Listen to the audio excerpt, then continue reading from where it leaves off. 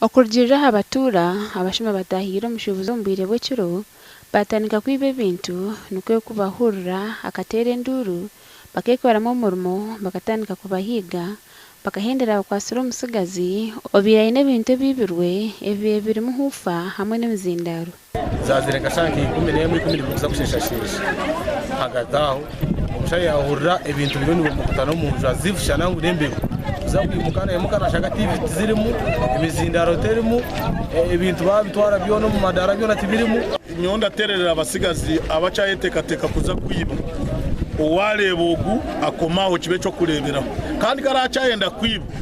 abataka bakwata tutakayikiromka government bakakukora ubuyinza ko kuburaragira tino uturakome aho kwa mubaruhize abebembezi majyang polisi ya Kyegegwa niyo yondize bushuma ahubwo kujya ngo kwata abashuma igarike barekora so hatabwo kujanga abashuma tibakize gukorwaho omateka nko kukiraragirwa baraza imyeze 3 omushuma ruge yashwagaruka shwayibe sho hata abashuma bakajya ababaramanyo bushuma bakagikosa nko opportunity yo gumizamo gukora karimo kabo just because they know there is no critical punishment that is given to them. Nekintu kibi abokuba ati ngo mutogo kumwita bitbantu buro bujurizi nobo wito bujurizi ati no sanga uko kwiza kubiya ruga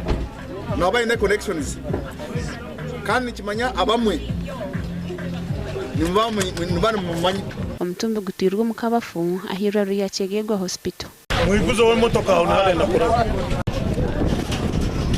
Omugandi abebembezi ba district ya Kasese nibagira ngo bino kutina bwo tabanko bwo mumaka oburuko gwano bweyengire mu district teji no buceka nshanjo harigana bwa manje zikuretu ha polisi kuba bwasera haza maka atozora motoka ya government ete ya nyama atoku foro yamara kunta mane no kugara yaje kunda nekati omusango kuli mukoti oiro weri basazemo jibuza Rentuka mukoti banga mbere police bwemba police mbanga mbere mukoti nerero je mfane paparambina wa ebyagambo mukoti obuyabanetongozaho uko abantu bakubasha kutunga obuhereza okurgo mukoti ninga shidigo aid aha Renzor Square eri kushanga mu town council ya Kasese. My lord judge, you will realize that as Uganda Prison Service all the discussion about the violence we witnessed them. We have over 1,500 prisoners within the prisons facilities in Kasese district. And I can assure you close to 70% are related to gender-based violence. His Lordship Vincent Mugabo, ori muramuzi mukuru ahabwa kote nkuru ya Fort Portal, uwabari umujenyi mukuru nagira ngo emanjezi nizibasa kuchendera. That you can get justice without corrupting the system or the justice stakeholders. That's why we are encouraging people to say no to corruption.